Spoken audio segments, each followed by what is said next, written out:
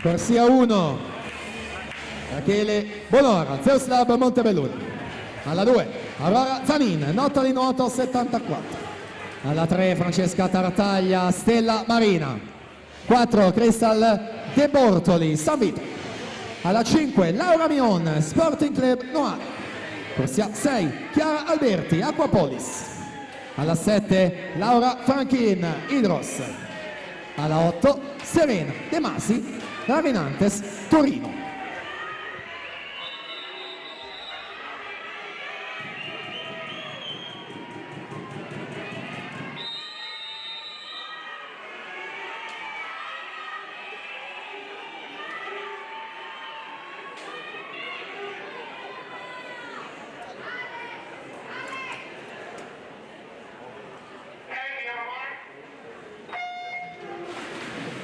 Finale junior femmine, record Giorgia Biondani, 55 secondi netti.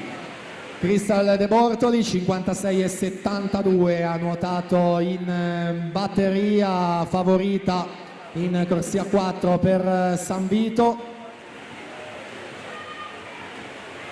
50 metri in questo momento, 26,70 su Chiara Alberti, 27,45, Laura Mion 28,21 dalla quinta corsia.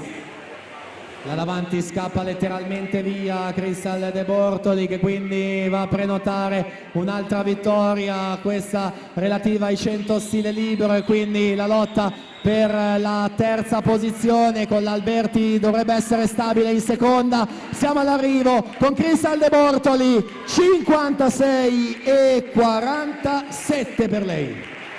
Chiara Alberti 57,80, e quindi lo sprint per il bronzo vinto da Laura Franchin per 10 centesimi, 58,60.